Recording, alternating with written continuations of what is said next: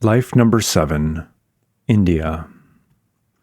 Although life aboard the Katie Jane had been rough at times, Tayo had been happy with the kindly seamen who had taught him a great deal about the ways of humans. But conditions on the blue planet were changing fast.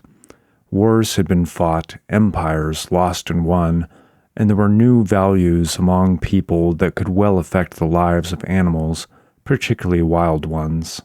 Tayo knew that there were some branches of the cat family that could be very cruel and unkind, so he felt he should spend some time in their company and try to understand what made them behave that way. He became aware once again of the world as the broad, rough tongue of his brightly striped mother cleared away the scales of birth. He sniffed the air, which was warm and moist and certainly smelled differently from anything he had known before. There was no brother or sister tiger to keep him company, and although his mother was very strong, she was also very nervous. He tried to ask her what was the matter, but she just licked him tenderly and told him not to worry his little head about such things until he was old enough to understand them. As he grew larger and stronger, she taught him to hunt for food and, what was just as important, to protect himself.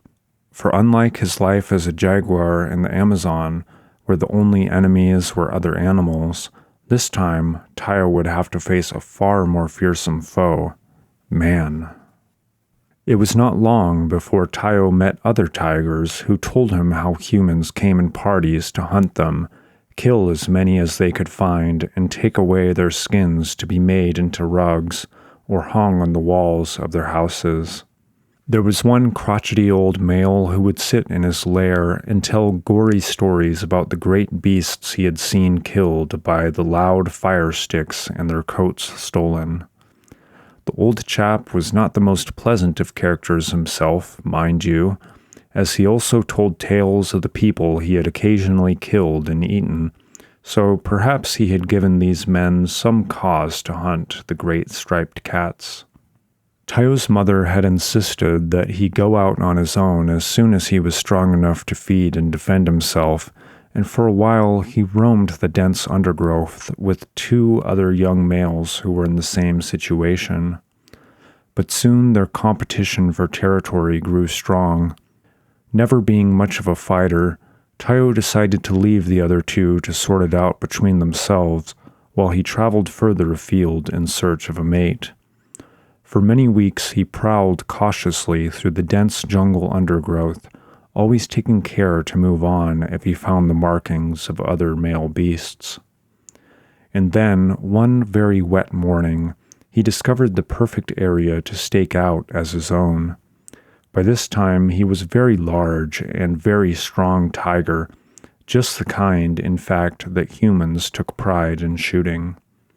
The rains seemed to last forever, but by the time they stopped, Tayo had marked his territory well and was ready to invite a tigress to share it with him. The damp undergrowth steamed under the hot sun as Tayo set out one bright morning on his new quest. Now it is the custom for male tigers to give a special kind of call when they are looking for a female, so Tayo patrolled his patch and did just this. But unknown to him, there was a hunting party in the area that day, and his call attracted their attention. Tayo stood quite still in the high, matted foliage, hoping that no one would see him, but the beaters were now heading in his direction and getting closer and closer. He could hear the babble of their voices and detect the scent of elephants in the distance, and he was very frightened. Perhaps he would have to stand and defend himself, but he had no taste for killing humans, even in self-defense. Suddenly there was a roar, followed instantly by the crack of a gun, and through a small break in the tangled growth, Tayo saw another yellow and black body slumped on the ground before the hunting party in the clearing ahead. "Got him? Why, it's a female, you fool! I thought you said you heard a male out there." "That was the call of a male tiger, Sahib. Of that I am very sure." "Rubbish, boy. They all sound the same to me." As Tayo peeped cautiously between the tall blades of grass, he could see some of the humans quite clearly.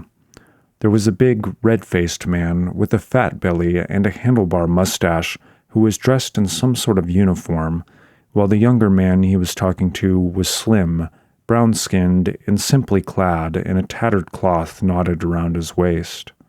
"There could be another out there, Sahib. That was a male mating call, I am thinking." "And I am thinking not," the older man bellowed, as he beckoned to another man in uniform who was standing nearby and holding a rifle. "Come on, Hawkins. Two's enough for one morning. See that this slot is organized and let's get out of here. I could use a cold, stiff drink." As he turned away, he spoke again to the native. "If you think there's another tiger out there, boy, why don't you just call pussy, pussy, pussy, and the bloody beast might come, what?" He roared with laughter as he strode away, and Tayo heard him say to the other officer, "These bloody natives think they know animal language, superstitious nonsense." The rest of the conversation was lost in the mists of the forest. The brown-skinned young man stood alone for a moment, and a look of anger and defiance crossed his face. Slowly and deliberately, with rifle at the ready, he started to walk towards the undergrowth where Tayo was hiding, and the young tiger knew that if he came any closer, he would see him and shoot. Tayo tried to edge silently back into the safety of the jungle, but the human also moved steadily forward, coming nearer with each step. Then suddenly Tayo trod on a fallen branch which broke with a loud snap. Using the barrel of his rifle, the man cautiously parted the tall undergrowth behind which Tayo was hiding. For a moment they stood and faced each other, man and tiger, and Tayo realized that this was not the first time they had met. Long ago in the old country, there had been a young priest called Indris, who had been brought to the great temple for judgment, accused of a crime of which he was not guilty. It had been Tayo's first judgment, and as a little lioness, she had seen innocence in his aura. Of course, Tayo remembered it all quite clearly, and he wondered whether the young man who faced him did also.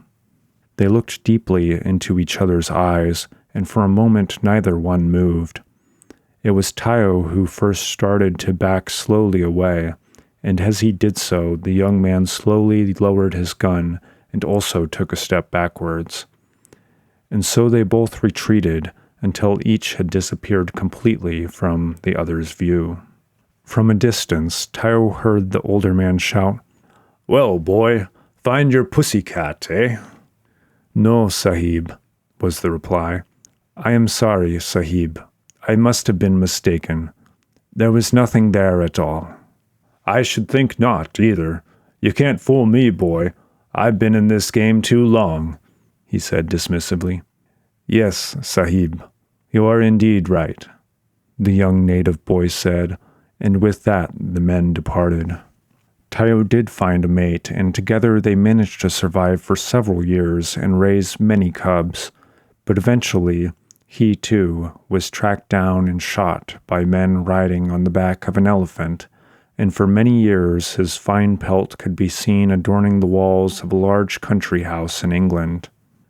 Tayo, the Pasha, returned once more to the place of his ancestors and pondered the cruelty and inhumanity of the human race.